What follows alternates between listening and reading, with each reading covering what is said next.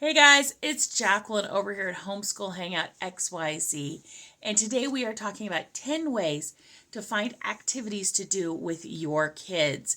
If you like these kinds of videos, if you find them helpful, do me a favor, comment, subscribe, thumbs up, buy me a coffee, join my Facebook group, find me on social media, all the things, and let's get into it. I was recently asked for some ideas on how to find things to do with your kids in real life, and so here is this video as a response. You guys ask me questions. I really do think about them, and they are the sources for my videos. So if you have anything that you want to know, homeschool specific, parenting, children, anything, do me a favor, put it down the bottom. I'll find you some resources if I don't have any answers. And I'll probably find you resources even if I have some answers just to, give you better answers. So let's get into it. First off, my number one favorite place to find things for your kids to do is the library. I mean, of course, first there's always books, and books are friends, but that's not what I'm talking about. Most libraries, including ours here in Fresno County, has an events tab. Now, I will warn you, a lot of these events are going to be in the weekends and after school and all of that because they're trying to get to all the children in the community. But ours will have craft times. We have a teen council that meets at some of the libraries, and our tab lists the date and all the activities for all the libraries. So you can even find activities at library branches that aren't your normal. So yeah, my kids even can pick up crafts and bring them home from our local library. We were going through our craft room and found a good supply of some crafts that my 16-year-old hasn't gotten to yet.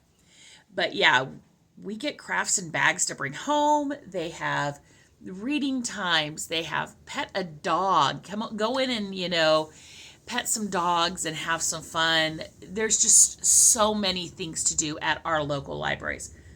Here in California, we tend to fund our libraries pretty decently, and we have some other groups that really come in and do stuff. We've had Edgar Allan Poe days in October. We've had Dr. Seuss skits with like a person who travels the country doing Dr. Seuss stuff. It's been really cool. So check out your library first and foremost. Number two, check out your local bookstores. Now, I'm going to talk about some of the local bookstores here to Fresno and some of our local activities here, but every community tends to have these, and they often have some great community events for all ages. And so two that we have here is Petunia's Place, and that is a children's bookstore. And then we have the Book Barn, and those bring in local authors, traveling authors. Book Barn does a lot of great themed activities. They've done dinosaur things. They've done so many cool stuff for children and adults, frankly. So even if you have older teenagers where you're like, Jackie, they're not going to want to go listen to story time. Don't worry. Do not sleep on your local bookstores. Seriously, they often have newsletters, Facebook pages. You can subscribe. You don't even need to check all the time, but they have some great stuff. At least a couple here in Fresno really do. Craft stores. I know what you're thinking. Craft stores are dangerous. Some of us spend way too much money in them. I get that. But they tend to have a lot of free or low cost Saturday morning, often in our area, activities for kids. Now, they do have more expensive classes like Joann's and Michael's both tend to have more expensive like cake decorating, learn how to do this classes that you can sign up for a variety of ages. But often they'll have like a Saturday crafting morning where they're going to come in and make, I know it's fall when I'm filming this, but they'll make Mother's Day frames or Christmas cards or things like that. Yes, the idea is your kid can go do this class while you shop. Don't spend money you wouldn't spend, but it can be a really fun activity.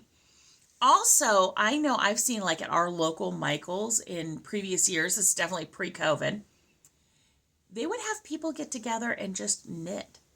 Our Michael's around here have recently been redone where there's like community tables, and I know Joann's has them too, and I'm not sure if Hobby Lobby does them, but you can actually just get a community group together and start a little knitting club or start something like that. So talk to your local craft stores. Home stores are also another great one. Lowe's and Home Depot are the two we have in our area. And there's often different things that are either like $5 or free, where they'll build a birdhouse, or they'll learn about tools, or they'll plant a little plant in a planter. Really, really fun activities, especially I'd say for junior high and down. Lots of fun, gets you out, gets you in the community, while you're out, go to the farmer's market, things like that. But check your craft stores. Your home stores. I call them home stores, but like Lowe's, Home Depot, things like that. Local malls are another shockingly good place to find kids' activities. I know, I've got a hair in my face. There we go. I know ours here has had, of course, like paid things like Christmas pictures and Easter pictures and Hello Kitty things that come to town. But they also tend to have some kids' activities. Once again, in certain seasons, they'll have building birdhouses or crafting things or stuff like that. They'll also sometimes have community play groups. I know when my kids were little, our mall was a little different, had a soft play. And so we would gather there, but then they'd also have like official type activities. So check your mall's website. They tend to have stuff. They also tend to have a community board somewhere in the mall. At least they used to. And sometimes you can find out about other fun community activities. The other thing is your parks. I know you're saying, Jackie, I know where the park is. No, go to your city or county website or community boards in your park and see what activities they're actually having. I know it's crazy, but like here in Fresno, we're coming off of all the public pools that were open, and there were free swim lessons offered.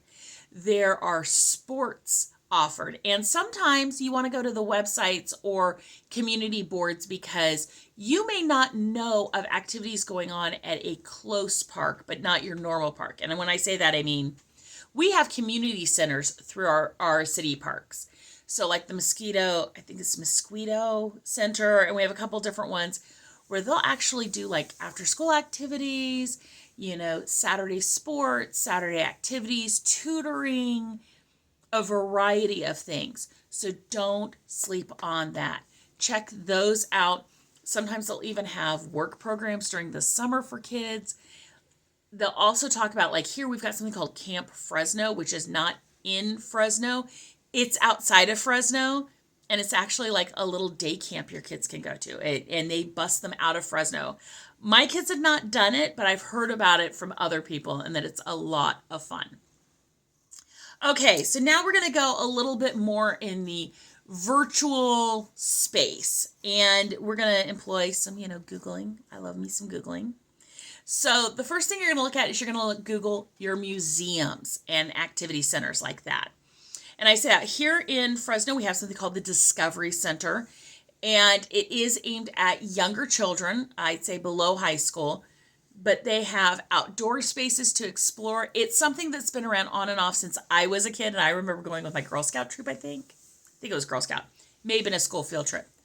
Low cost, lots of activities. We had reptile things, they had space stuff. It was all kinds of cool things. But you'll also be surprised to find the museums that are in your area. There is a Clovis Museum. There are local, small, niche museums in many, many places. Similarly, Google historical societies in your area. Fresno was always known for having a huge Civil War reenactment, but we also have Shakespeare, the Renaissance fairs. We also have the Kearney Mansion, which is a historical society thing. And they do all kinds of fun stuff talking about different stages in history in Fresno and nationally. Your historical societies also tell you things like, here in Fresno, we had a Japanese internment camp. And there are two different things here in Fresno you can take your students to. One is where that camp actually was in Pinedale, and there is a memorial there. And one is down at Simonian Farms, and they have a lot of stuff regarding the internment camps, but other historical stuff also. So Google your historical societies. We have stuff in outlying little communities, and many areas do too. I know when we were in San Jose, they had, I kind of think of historical societies and museums together. They had like an Egyptian museum, if I remember correctly. And they had a lot of really cool stuff in different areas. So just Google it. Another place is Eventbrite. I know you're like, Jacqueline, I'm looking for something relatively cheap, easy to access. But here's a secret. If you don't charge for tickets on Eventbrite, it's free to list your events. So a lot of nonprofits and community activity groups list their activities there. So, you might find some really great stuff. Similarly, my last place is Facebook events. So, for example, I found out about this Hello Fall carnival. I heard somebody calling it a carnival craft fair that comes up, I think it's in September. And it has food trucks. It has different things like that. Was it food trucks, craft booths? I'm not sure what all it is, honestly. But it actually came up on my Facebook events as a local recommended event. I know churches will put their trunk or treats on Facebook events and sometimes on Eventbrite. I know choir concerts and fun fine arts performances where they're not really charging anything. They'll put those on Eventbrite so they get a count of how many people are there. And you can find some wonderful, wonderful activities like that on those things. So there are lots and lots of sources for local activities and local things to do with your kids. You just have to think a little outside the box sometimes. It's more than just meeting up with somebody at the park and finding a play date. But there are a lot of phenomenal things out there in our communities for our kids to be doing with us and, with other kids. What is your favorite source of finding out about activities you don't know about? Do me a favor, thumbs up, like, subscribe, all the things. Get me a cup of coffee. And I'm also going to put a little list in on Homeschool Hangout XYZ of some local, specific Fresno related places to these suggestions, like the bookstores, like some local museums, things along that line that will either be on the website or available for just a free download. So pop on over there and I will talk to you all later. Bye.